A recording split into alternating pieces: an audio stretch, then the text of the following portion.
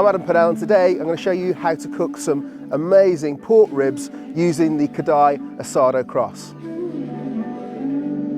Okay, so we're going to start with a couple of whole racks of pork ribs I've got here. When I say whole racks, it means that we've still got the tips attached. Often when you buy your ribs, they're taken off here, and that's the St. Louis style. We're going to leave the tips on today just because I really like them. I don't like the waste, and also it just gives us a bit more of a sort of wholesome piece of meat. First things first, we're going to just give them a good seasoning with some salt. Plenty of sea salt, mostly on the skin side. You can give it a little bit on the underside as well, but again, it's not going to penetrate much through that skin, so we really need to just concentrate on making sure that the skin side is well seasoned before we add my rub. Now you can use any rub you like. This is allspice, it's paprika, it's cayenne pepper. We've got a little bit of black pepper, we've got some garlic powder, some onion powder, and some brown sugar. So we're going to liberally sprinkle the rub all over these ribs.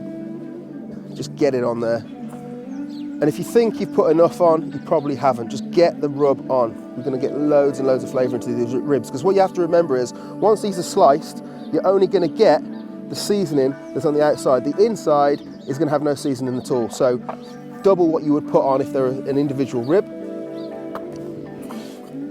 Underneath as well.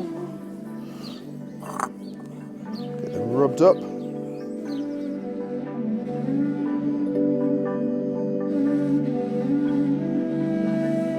The ribs are all rubbed up and ready to go, so what we need to do now is assemble the cross. So it comes in two parts, so it's easily collapsible. Just going to screw the two bars together, and then take the first half of the cross, and that just drops straight onto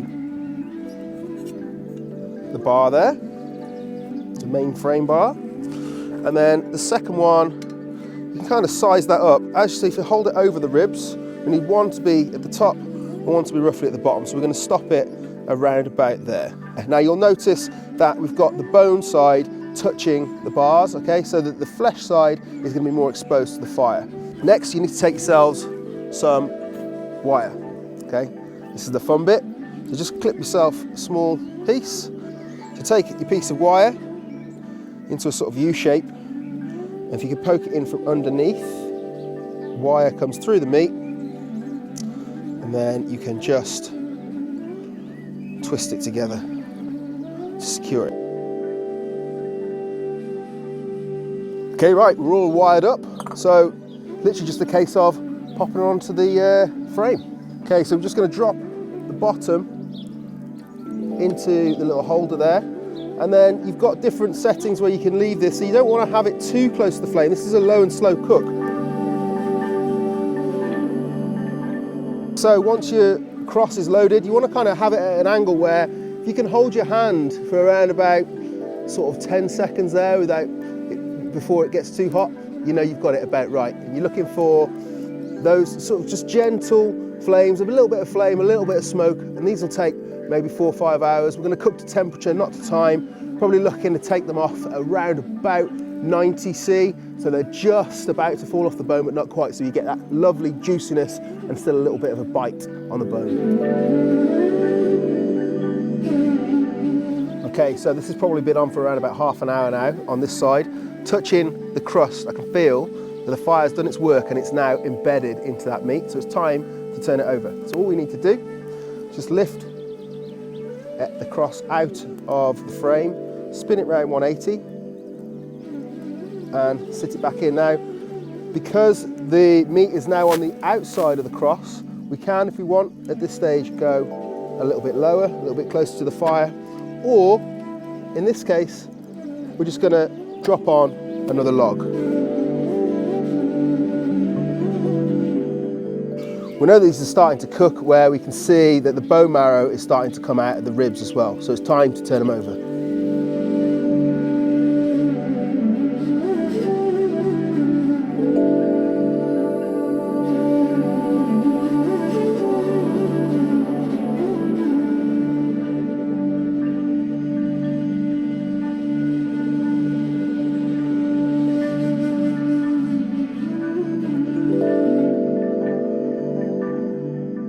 Okay, so these ribs are looking really good now. They've been on for maybe an hour and a half. I'm going to be checking them with the probe as I go. I'm looking for them to finish at around 90, 92 maybe. And the bottom here, in the thickest part, which is the closest to the fire, we're hitting like 90 now. So I think the top bit is a bit cooler. Obviously it's further away from the fire. So all we need to do is just give this a full 180 turnover now. So as the cross is completely removable, you just pop it out there, spin it right over, back in, and back on. And that's just going to give what was the top and is now the bottom a chance to catch up with what's going on up here.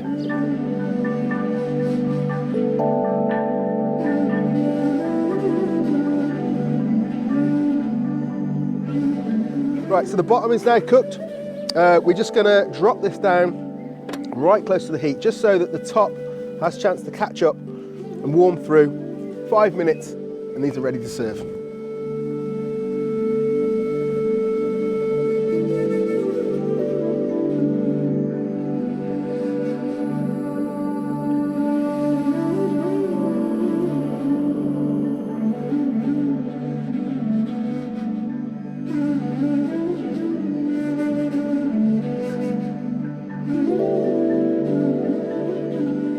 Okay, so the ribs are all taken off, unwired. To slice them now, I'm just going to turn them over. Now, obviously, as we explained earlier, this is a whole rack of ribs. So we've got some cartilage that we're going to have to cut through here, so you need a good sharp knife. But turning it on this side means that you can find the in-between bits between the bones. So we're just going to go straight down. So that goes through like butter. And inside, we should still have really nice, juicy meat. Still holding on the bone, but at the same time is nice and tender.